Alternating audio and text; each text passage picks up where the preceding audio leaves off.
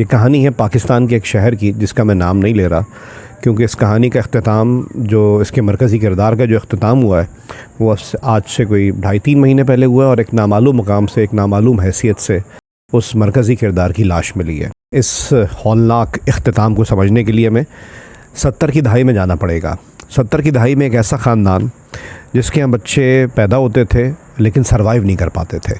किसी ने उनको टोटका बताया कि अब जब आप कंसीव करो और औलाद पैदा हो तो उसको नए कपड़े मत पहनाना, 6 महीने तक, जब तक वो बच्चा थोड़ा मैच्योर ना हो जाए, उसको पुराने कपड़े या किसी के मांगे हुए कपड़े उस बच्चे के लिए आप हासिल करें और उस बच्चे को वो पहनाएं।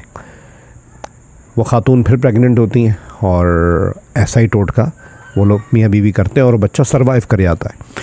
और इस तरह करते करते इनके यहाँ पहला बेटा हुआ, फिर अल्लाह ताला ने इनको बेटी दी, वो भी सरवाइव कर गई, और फिर एक और बेटा, यानी कि 2 बेटे और 1 बेटी हुई।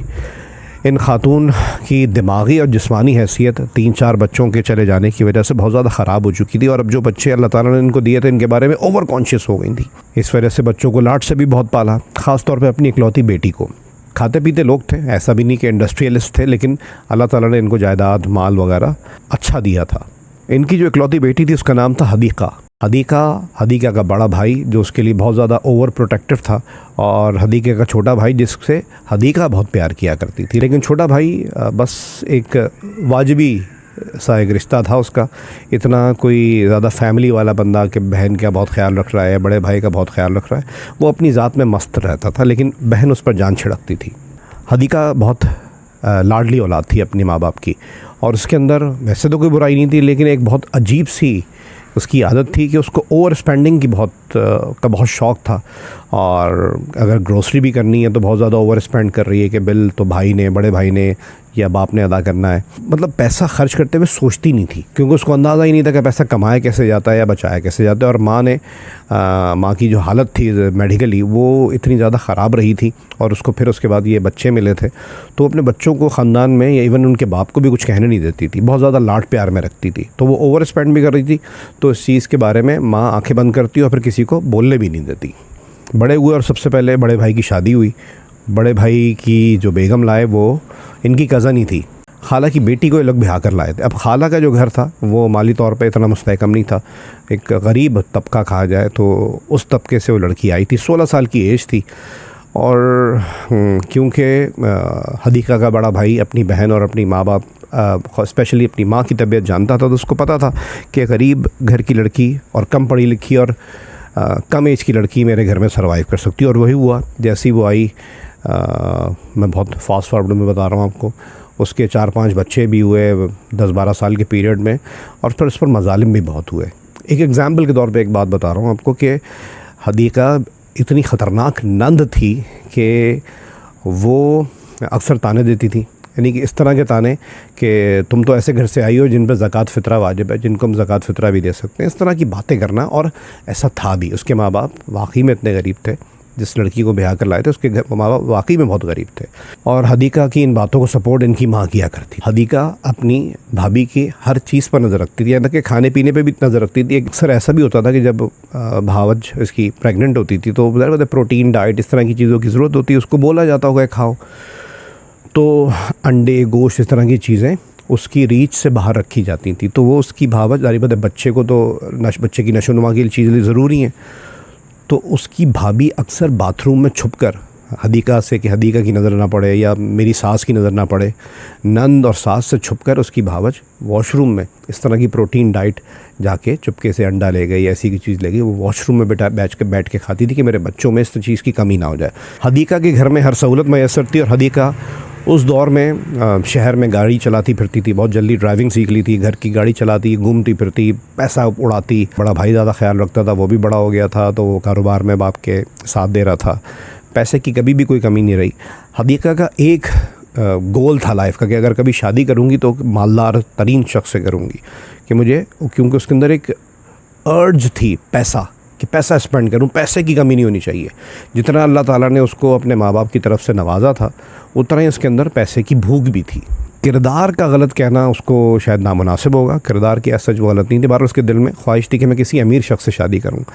जिस इलाके में लोग रहते थे ये अपर मिडिल क्लास का एरिया था, इनके अपार्टमेंट में एक फ़ैमिली रहा करती थी, उनके बेटे से इसका मुआशका हुआ। कुछ अरसे चला और वो फैमिली एक पॉश तरीन इलाके में शिफ्ट हो गई।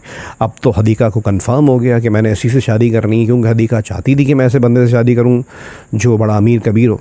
शादी कर दी गई। हदीका की पसंद की शादी थी, इसके आगे ना बड़ा भाई बोला ना वालिद साहब कुछ बोल पाए। वालदा के वोट से इसकी मर्ज़ी से इसकी शादी कर दी गई।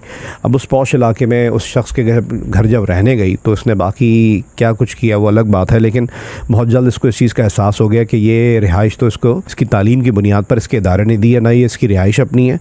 और इसके हालात तो ऐसे हैं कि अभी फ़िलहाल ये अपनी गाड़ी भी अफोर्ड नहीं कर सकता, तो अपने मैके से ही अपनी गाड़ी भी लेकर गई थी। सास की क्या खिदमत करती, सास के लिए 24/7 के लिए एक मेड रखी गई थी। इस वजह से ये झगड़ा तो हो ही नहीं रहा था कि तुम मेरी माँ का ख्याल रखो। घर का कोई काम ये करती नहीं थी। किसी दिन अगर मेड नहीं आई तो वैसे ही गंदा घर पड़ा हुआ है। कभी नंदे अगर आ गई, इसकी जो नंदे थी वो शादीशुदा नहीं, किसी दिन अगर नंदे आ गई, जैसे अक्सर वीकेंड्स पे आया करती थी, तो जैसे ही वो घर आती और ये उसी वक्त अपना सामान उठा के अपने मैके आ जाया करती थी।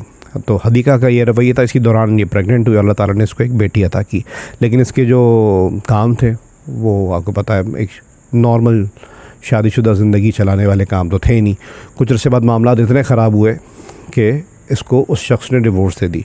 ये अपनी बेटी के साथ अपने मैके आ गई। उस वक्त इसके बाप ने और बड़े भाई ने समझाया कि हम तुम्हारी दूसरी शादी करा देंगे या फिर तुम एक अलग मकान में, हम तुम्हें मकान ख़रीद के दे देते हैं, तुम वहाँ पर रहो और फिर इस बीच में हम तुम्हारी दूसरी शादी करा देंगे। तो इसने ऑप्ट ये किया।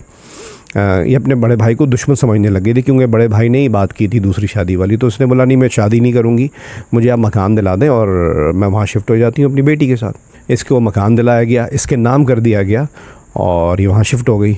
इसने अपने मैके वालों से मिलना जुलना बहुत कम कर दिया। और बहुत दिनों बाद जब इसकी फ़ैमिली से कोई मिलने इसके पास गया तो पता लगा ये तो घर पर है नहीं, ये अपने दूसरे शौहर के साथ शादी के बाद घूमने गई है। इस शादी का इसके घर में ना बड़े भाई को इल्म था, ना छोटे भाई को, ना माँ बाप को। किसी से पहले ताल्लुक़ इसका हुआ और फिर मतलब बातचीत हुई, फिर इसने शादी कर ली थी। वो शख्स कौन था उसकी कोई वेरिफिकेशन नहीं, किसी ख़ानदान को नहीं पता, कि कोई उससे मिला भी नहीं था पहले। ये वापस आई, मैके वालों से भी मिलना जुलना हुआ फिर।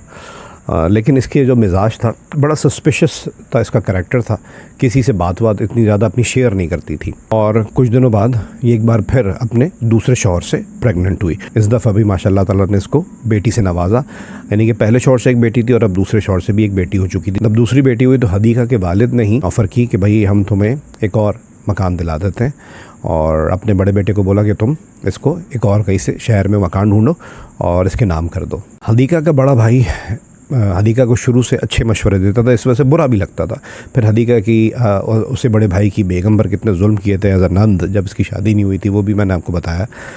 बहरहाल हदीका के बड़े भाई ने एक अपार्टमेंट ढूंढा और इस बहन को बताया कि तुम्हारा, लेकिन हदीका के नाम नहीं किया वो अपार्टमेंट। इस वजह से क्योंकि उसको अंदाज़ा था कि इसकी बहन पैसे के मामले में कितनी लापरवाह है और हो सकता है ये अपनी जायदाद बेच के कोई गलत फ़ैसला कर ले तो इसकी बेटियों का क्या होगा।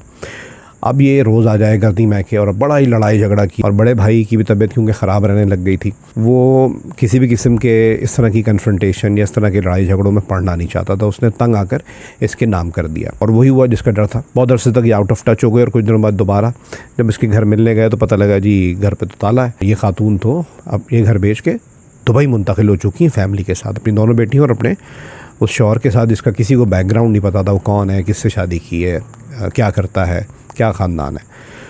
कुछ अर्से दुबई में रही। दुबई में रहने के बाद क्या हालात थे क्या नहीं थे किसी को पता ही नहीं। इसने वहाँ जाके क्या किया, जो प्रॉपर्टी बेच के गई थी वहाँ से कुछ लिया, कोई कारोबार किया। बहरहाल चंद साल बाद ही वापस आ गई। और जब ये वापस आई उन्हीं दिनों में इसके वालिद का इंतकाल हुआ और कुछ ही अरसे बाद वालदा भी अल्लाह को प्यारी हो गई। अब जो इनहेरिटेंस का पैसा आया वो तमाम बहन भाइयों में बटा। और उस वक्त भी पैसे के बारे में ना इसका अजीब सा एक कॉन्सेप्ट था।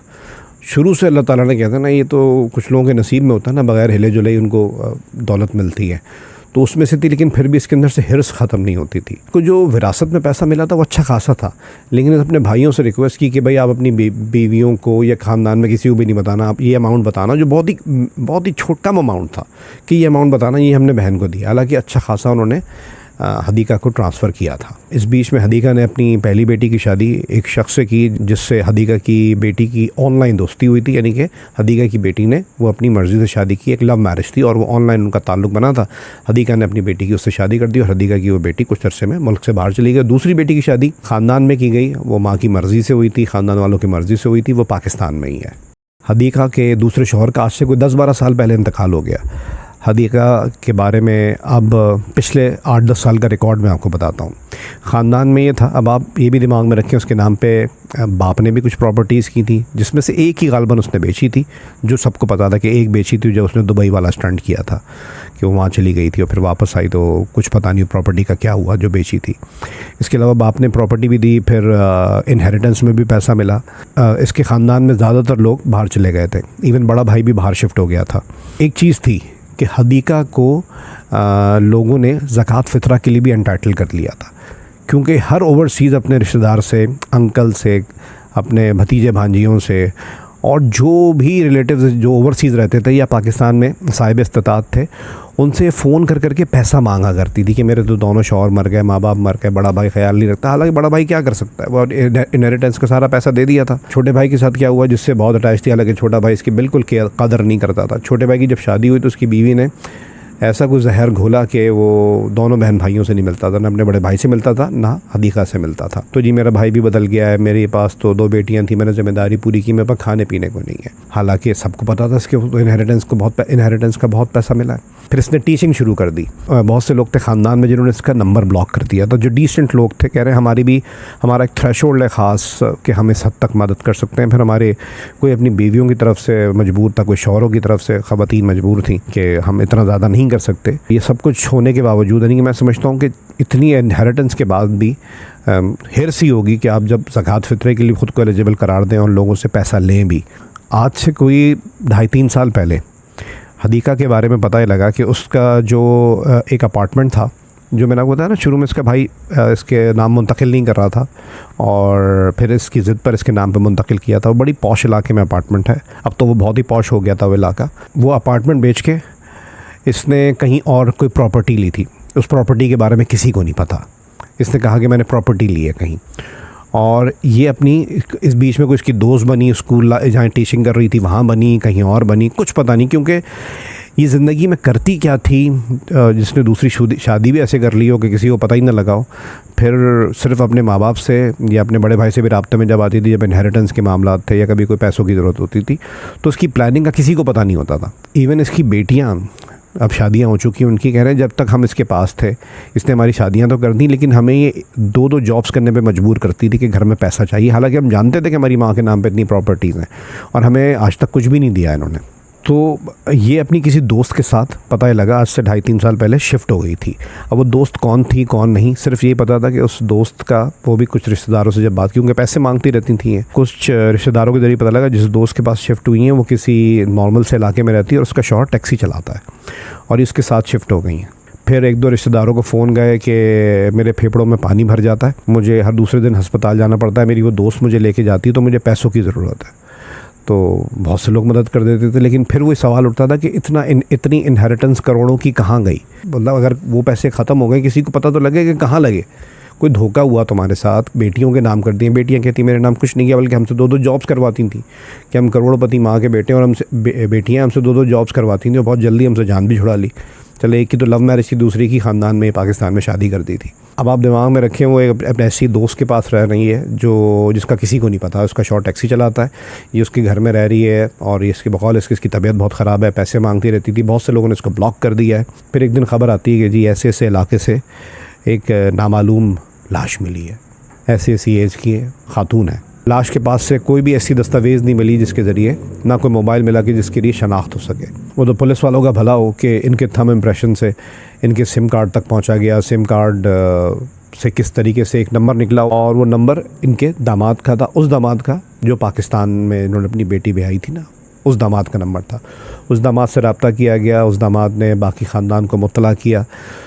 अब ख़ानदान में आया कौन कौन, वो दामाद आया, उसकी बेगम आई, यानी कि हदीका की बेटी आई, और एक रिश्तेदार और आया, वो थी इसके बड़े भाई की बेगम, इसकी वो भाभी जिसके साथ इसने बेइंतहा जुल्म किए थे। वो कहती है मैंने इसको दिल से माफ़ भी कर दिया था। सबसे पहले तो मैंने दिल में सबसे पहले इसको माफ़ किया कि ये दुनिया में नहीं रही। लेकिन जिस हालात में इसकी लाश मिलना, फिर ख़बर चलना न्यूज़ चैनल्स पे, और उनको 2 महीने बाद पता लगना ये तो हमारे अपने की लाश थी, ये तो हदीका की लाश थी।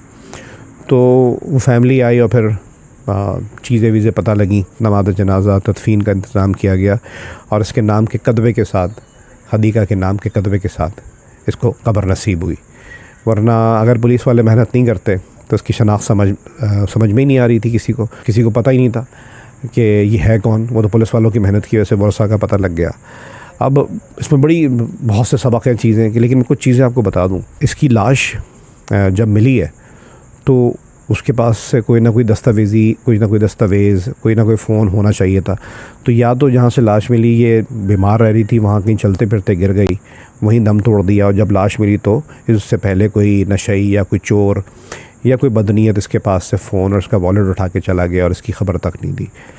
या फिर वो जिस औरत के पास रह रही थी वो कौन थी, किसी को नहीं पता, और उस औरत ने हो सकता है घर में ही किसी वजह से इसका मर्डर कर दिया हो, या ये अपने तबीयत की वजह से इसकी डेथ हो गई और उसको सोचा ऊपर इल्ज़ाम ना आए और उसको ले जाके ऐसी जगह पे फेंक दिया जो उसके पास कोई शनाख्ती दस्तावेज़ भी नहीं थी और कोई फ़ोन वोन भी नहीं मिला। ये दोनों बातें हो सकती हैं। लेकिन इससे पहले की बात, इसके ख़ानदान वाले बताते हैं कि इसने अपनी बड़ी बेटी को ये तक नहीं बताया था कि हदीका की पहले भी शादी हो चुकी है और असल में ये पहले शौहर से है। जो दूसरा शौहर था जिसका आज से कोई 10 साल पहले इंतकाल हुआ, तो बड़ी बेटी को भी ये पता था यही मेरा असली बाप है। तो इसकी जो छोटी बेटी थी ना, जो बायोलॉजिकली उस दूसरे बाप की औलाद थी, वो तो अपने बाप को बुरा भला कहती थी कि भाई वो नशा करता था, वो अजीब सा इंसान था, वो बिल्कुल अच्छा नहीं समझती थी। लेकिन जब बड़ी बेटी से बात करते तो उसको ख़ानदान के कुछ लोगों ने, जब इसके वालिद की डेथ हो गई तो ख़ानदान के कुछ लोगों ने बताया कि भाई तुम्हें शायद तुम्हारी माँ ने नहीं बताया, लेकिन ये तुम्हारा बाप नहीं था, तुम्हारा जो पहला बाप था तुम्हारी माँ की पहले शादी हुई थी। जो दोनों बेटियों के लिए एक बड़ी शॉकिंग चीज़ थी कि उनको पता ही नहीं था। लेकिन उस पर बड़ी बेटी का कहना था कि नहीं, इसका बड़ी बेटी के जो बायोलॉजिकल बाप नहीं था, जो दूसरा बाप था, वो उसकी तारीफ़ करती थी कि मुझे कम से कम मुझे ये अपना बाप अच्छा लगता है कि अगर आप कहते हैं कि मेरा कोई और बाप था और उसने मेरी माँ को छोड़ दिया, मेरी माँ जैसी भी थी, वो कहती है कि मुझे इस चीज़ का अफसोस है कि उसको मेरी माँ को नहीं छोड़ना चाहिए था। तो उस ग्रज में उसका पहला बाप आज जिंदा है, लेकिन वो पहली जो बेटी है वो कहती मैं अपने बाप से नहीं मिलना चाहती, मुझे अपने दूसरे बाप के मरने का दुख है, वही मेरा बाप था। जिस शख्स ने मेरी माँ को छोड़ दिया तो मैं उसका बाप नहीं मानती। खैर, दोबारा लाश मिलने के वाक़े पर आते हैं। बड़ी अजीब सी बात है, जो पता लगा था कि जी एक अपार्टमेंट और 1-2 प्रॉपर्टीज़ बेच के इसने कहीं और प्रॉपर्टी ली है। वो कहाँ ली है प्रॉपर्टी, किसके पास है, किसके नाम हुई, क्या उस लालच की वजह से जिस औरत के पास ये रह रही थी उस औरत और उसके शौहर ने इसको कत्ल कर दिया और फिर लाश फेंक दी, या क्या मामला हुआ? ये पता लगना चाहिए था कैसे, कि जब पोस्टमार्टम रिपोर्ट सामने आती। अब बेटियों में या कोई और रिश्ता इसने इस काबिल छोड़ा ही नहीं था कि कोई इस चीज़ का फॉलोअप करे। वो हदीका जो अपनी नौजवानी में और जवानी में पूरे शहर में गाड़ी चलाती फिरती थी और बाप नखरे उठाता था, माँ उस चीज़ को सपोर्ट करती थी, बिल्कुल ब्लैक शीप बना दिया था। लाड प्यार से उसको बनाने के बजाय बिगाड़ा गया था। बड़ा भाई जो थोड़ा बहुत समझाता था उसकी दुश्मन हो गई थी, छोटे भाई का साथ देती थी। छोटे भाई ने तो ये तक कह दिया कि जब कब्र की रसीद दी गई तो उसके दामाद को पकड़ा दी। छोटे भाई ने तो कब्र की पेमेंट भी नहीं की।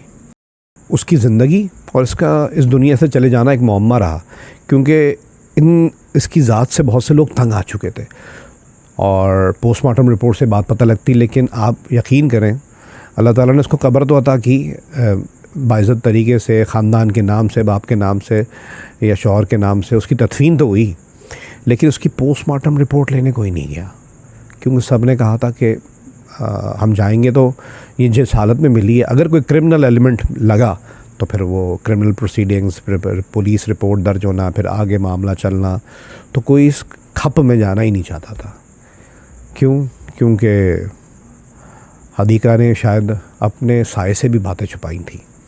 तो ज़िंदगी गुज़र जाती है, मुसलसल गुज़रती रहती है, लेकिन ऐसी गुज़रती कभी कभी कि आपके साहिबां को, आपके साये को भी इसका इल्म नहीं होता और आप होने ही नहीं देते। तो इतनी बेखबरी, बेखौफी की ज़िंदगी कभी कभी आपको ऐसी मौत की तरफ ले जाती है। अब और बहुत से तकलीफ़देह एलिमेंट हैं इस कहानी के।